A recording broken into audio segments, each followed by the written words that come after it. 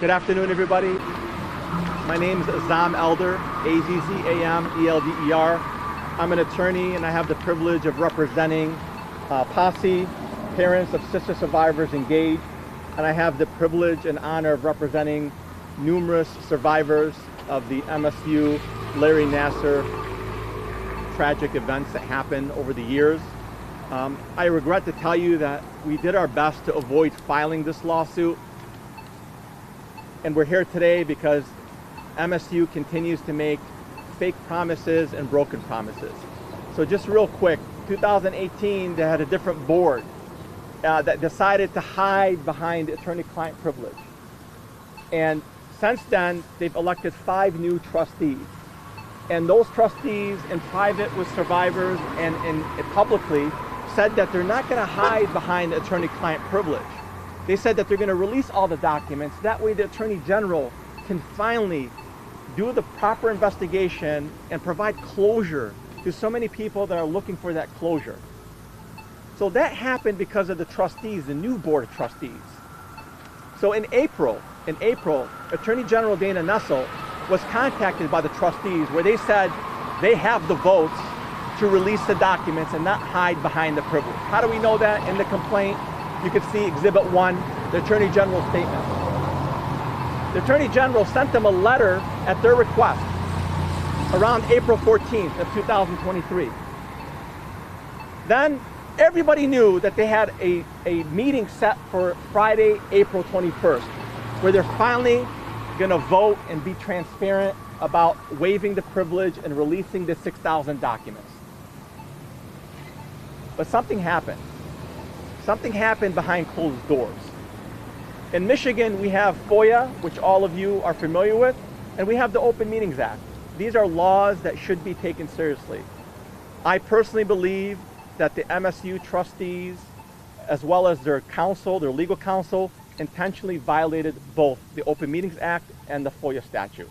Why? Because I sent them a FOIA request on behalf of the survivors, and I said, look, send me all the communications between the trustees and the MSU staff between April 10th and April 21st. Very simple request. We're entitled to see it by law. They delayed us for several months, and they finally sent me a response to my question, which is not hard to understand. And let me show you a couple of examples what they sent us. And this is where I find that it's extremely offensive. They sent me articles of the election results between President Biden and President Trump. And you can see that on page 26 of the complaint. So they have the audacity to continue to play games and send us articles in response to our FOIA like, yes, President Trump won. The case, evidence, and statistical receipts that prove it. This is coming from the General Counsel, Brian Quinn of Michigan State University, and the trustees. This is the so-called respect they have for the public and respect they have for people who are really trying to get closure. So we didn't want to file this lawsuit, but when I get responses like this, I have no choice. So we filed a lawsuit today in Ingham County Circuit Court, and we're going to ask the judge to allow us to video depose the trustees, allow us to ask them under oath what happened between April 10th and April 21st. I strongly believe that the evidence will show that they actually committed a misdemeanor. Because under the Open Meetings Act, ladies and gentlemen, when a public body that's entrusted not to make decisions behind closed doors, when they intentionally violate it, it's an actual misdemeanor. And in this case, we believe that the evidence is going to show that. Now, all I can do as a civil lawyer is force their hand to maybe have the judge overturn their private vote and force them maybe to have a public vote. That's all we've been asking for, just have a public vote. You know, we voted for you, we supported you, we just want to know who you really are as a politician. But the Attorney General and the local prosecutor both have the authority to look at this case from a misdemeanor violation perspective. And I would hope that they watch the case that I'm going to handle, and I would hope that they look at the evidence. And I think it's worthwhile because MSU, from based on what I've heard over the last few months, has never respected FOIA requests. They play a lot of games. And I think that the Attorney General or the local prosecutor have an opportunity here to really slap them on the wrist and make sure that for future generations, a big university like this understands that they have to follow the law. So that's why we filed the lawsuit today. Really, our hand was forced. We had no choice. And today, you're going to hear from some of the survivors. You're going to hear statements from some of the parents. And you're also going to hear from people who really are impacted by, I hate to say this, but lies. I mean, the MSU trustees got the support of the community, got the support of the survivors and the families, and they pledged publicly that they're going to be transparent.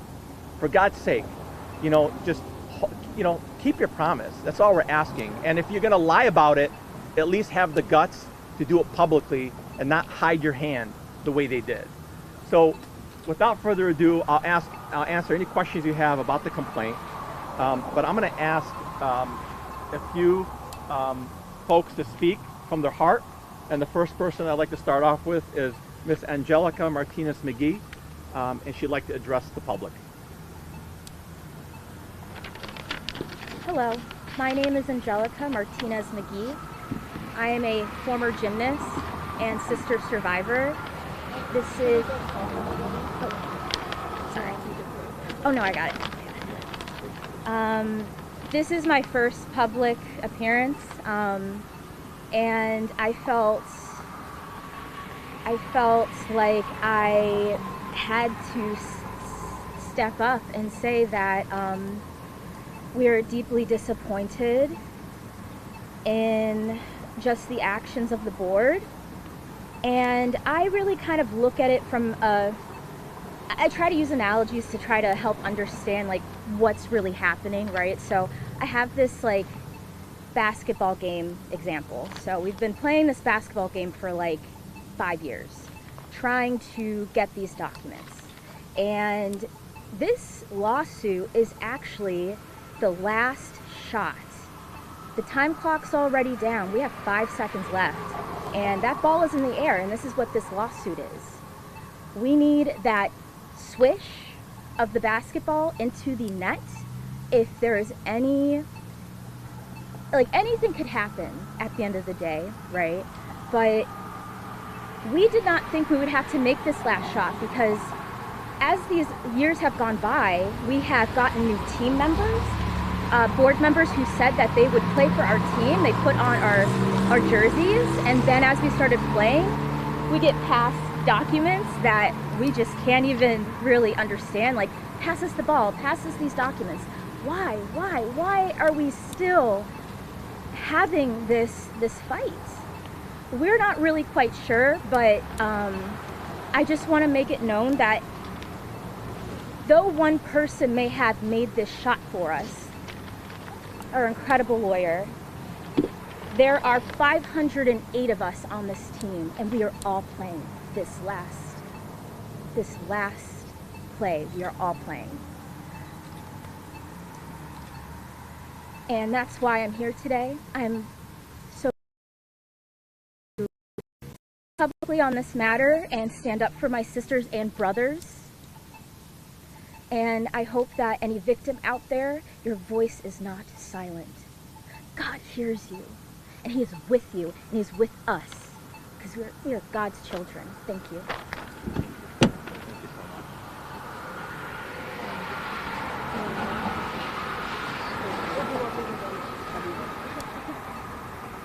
I'm Annette Hill. I am a sister survivor.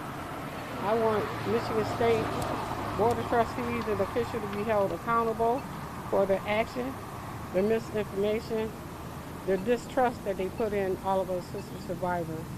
And I'm angry about it because they're trying to hide these documents, and they need to release the documents and be held accountable for their action.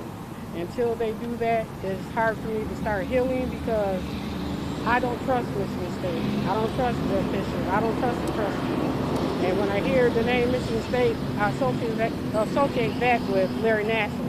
And at this point, I hate Michigan State. I hate what they're doing. I hate what they did to protect him and not protect their sister survivors. Thank you.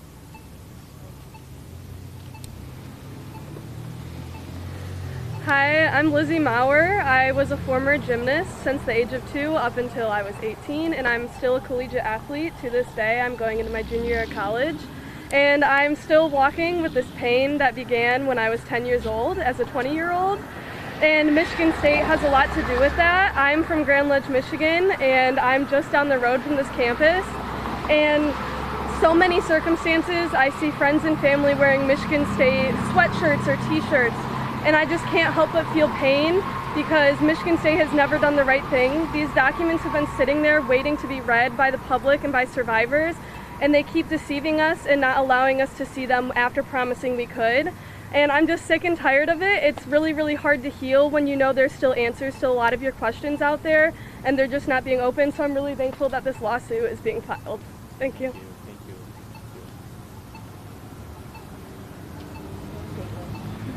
Oh, and can we get Hannah? Of course, of course.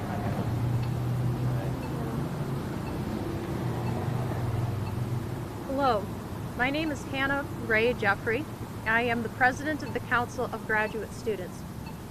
To all the survivors of the predator, Larry Nassar, know that the Council of Graduate Students, or COGS, will stand with you as it stands with all survivors. We affirm and support the needs of the sister survivors, and we will do what we can in terms of advocacy within the MSU administration to achieve their stated goals. If you have any questions, please feel free to contact me, Hannah Jeffrey, at president@cogs.msu.edu. Thank you, survivors, for your courage on this important matter.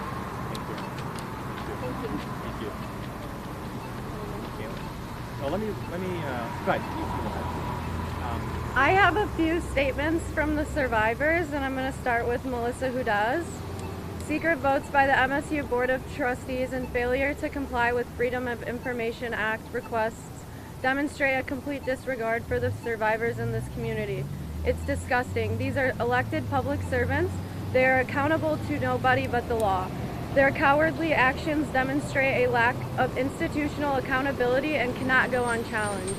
The Board of Trustees is only concerned about protecting MSU and their employees. It's heartless for the Board of Trustees to perpetrate the trauma of survivors for over 5 years by continuing to behave in this way. Clearly, there is something to hide.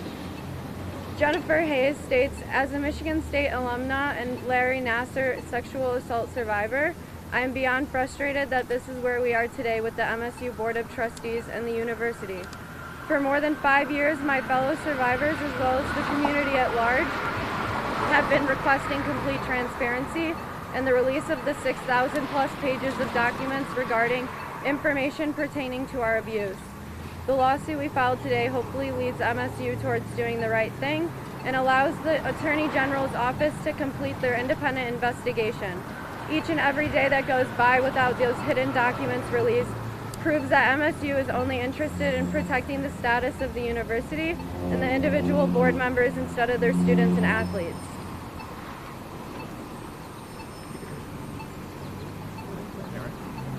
I have a statement from the mother of a survivor, Rhonda Blair. Our daughter was one of his victims, and we are certainly interested in the MSU Board of Trustees being transparent in their handling of their records, surrounding this legal matter and their procedures for determining if the records should, can, and will be made public. All of those on the victim's side of this matter want is to fully understand what went on at MSU. Lack of answers makes it impossible to fully come to grips with the trauma caused by MSU and the work towards healing and God-willing closure. Amen. Amen. Thank you. So, ladies and gentlemen, if there's any questions you have specifically about the lawsuit or options that the board has, we're happy to answer them.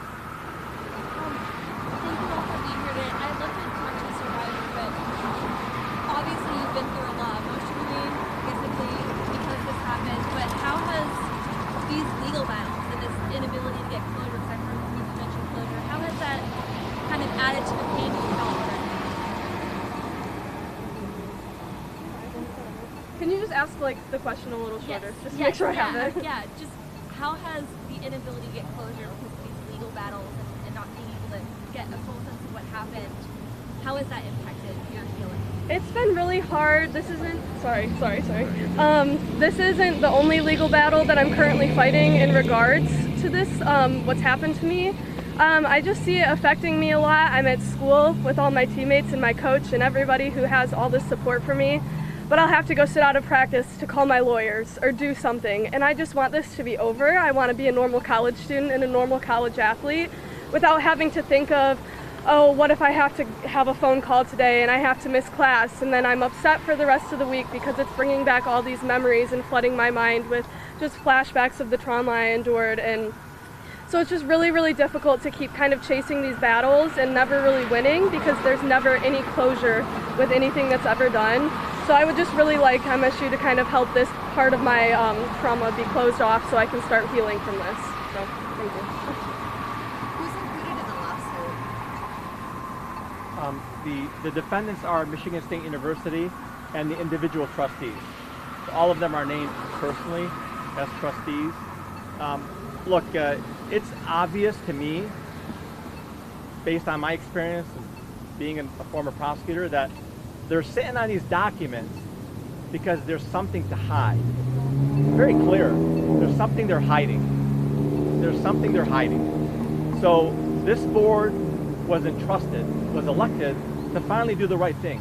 You know, it's not about hiding behind a technical privilege.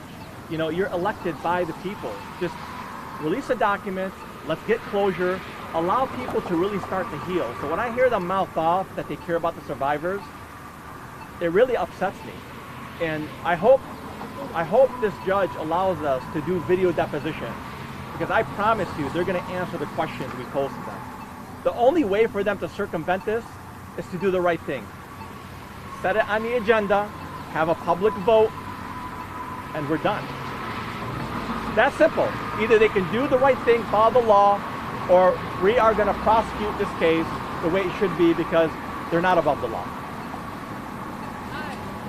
I know MSU in the past, when it comes to certain elements of the OMA or FOIA, has argued they're constitutionally autonomous from different strictures of the legislature. Do you guys expect that to be an argument in this case? Or? Yeah, I expect them to hire, the most expensive lawyers at their expense, and they're going to throw out every argument to try to convince or confuse the court or the judge. But we're ready for that. This is really not that complicated. If they had a decision that was made behind closed doors, especially given everything that's going on, them asking Attorney General Nassar to send a letter, you know that they made a decision behind closed doors. So if they did, and we catch them, they're going to have to pay for it. Not financially. I'm talking about just holding them accountable. And I hope if the prosecutors are not interested in pursuing this right now, I hope as we develop the case, and we show that they did make a decision behind closed doors, that is a misdemeanor in violation of the Open Meetings Act. So we feel that if the judge allows us to discover what they did behind closed doors, we feel pretty confident that we can prove our case. Because just like I said, when you send me results of the Trump-Biden election from a simple question I sent you, you know you're hiding something. And honestly, the lawyers who are giving them advice, the general counsel Brian Quinn, he has also ethical obligations to the court to be truthful and not play games. FOIA is a law that you have to follow as a public official. So even if you want to hide and say it doesn't apply to us, then why'd you respond? If you say you're immune, then why do you send me a bunch of garbage? Why don't you just tell me that you're immune? So you can't, talk on both sides of your mouth. And again, it's just time. It's time for closure. Is there a reason why you filed in Needham County and not the Court of Claims? Because we asked for a jury trial. And we believe in the jury system. I don't want to take a chance, unless it's somebody who's from the community, who can hear the facts and make a decision. and they're not tied politically. Michigan State University is very powerful. They have a lot of influence. So I put my faith in the jury system.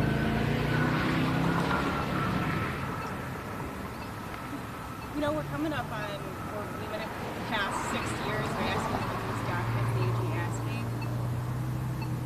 Realistically, are you hopeful that these documents will ever come to light? And I noticed in the complaint, a lot of you are from different counties. I don't know if all of you are from Ingham County that came today. What drove you to, 6 years later, talk about this still, and also come out here today? Because when the new first of all, they never stop. Oh, okay, so, no, but We're only here for what is promised. This was promised, right? by the new board. Yeah. We're just here for what was promised. That is it. So, I mean, and it's disruptive to our lives to stand up and say, hey, excuse me, remember that promise you made? Where is it? That's it. We just want to know what those pages say. That is it. Also, just more on that. MSU's kind of consistently tried to kind of wipe this under the rug and pretend it never happened. Well, that's not how this is going to go. You still have a job to do. You still have documents to release. So I'm sick of them pretending this is all over and they made a major settlement in the beginning. Well, no, there's still people who need to be held accountable, and I know those people are named in those documents, and we will be able to tell that if they ever hand those over.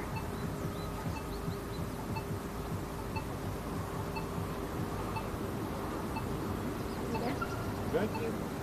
Thank you. All right, guys. You did so good. Good job. Well, it's like my first time.